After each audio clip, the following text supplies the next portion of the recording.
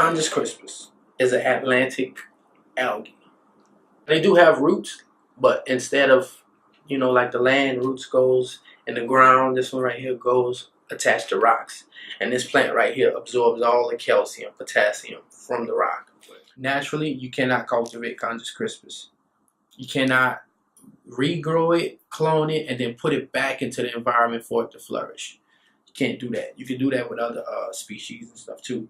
You can see this plant has ferns, like how you can see it stretches out like a leaf. Then you can see the darkness in it, so you can tell it's a lot of carbon when you're dealing with Chondrus Crispus. This is the plant where we get this same cartilage that you can feel right there. Feel that.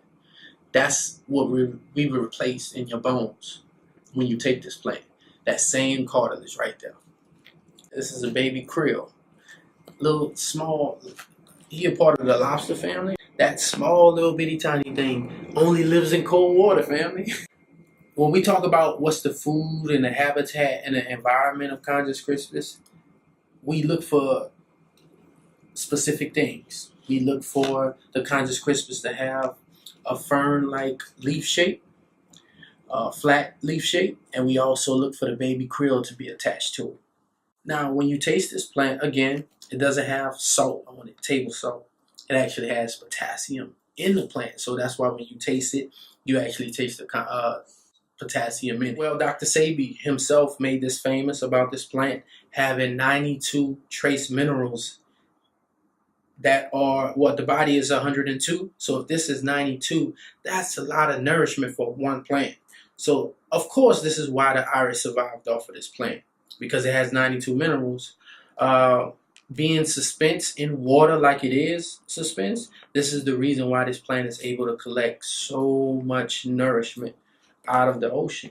A lot of times we forget about ocean plants. When they write that, they make it possible for some of the land things to come forward because of what they're doing in the water. So when you're talking about ancestors, I think we should look in the water first before we look up. It is phenomenal. What is it about Seamoss? Seamoss. Seamoss scientifically is known as Chondrus Crispus, and it's supposed to have potassium iodide, potassium phosphate, a large percentage of calcium and magnesium. This is why I could fall on my knees on concrete right now at 78. I don't feel any pain. I fall from a standing position. Seamoss strengthen the bones.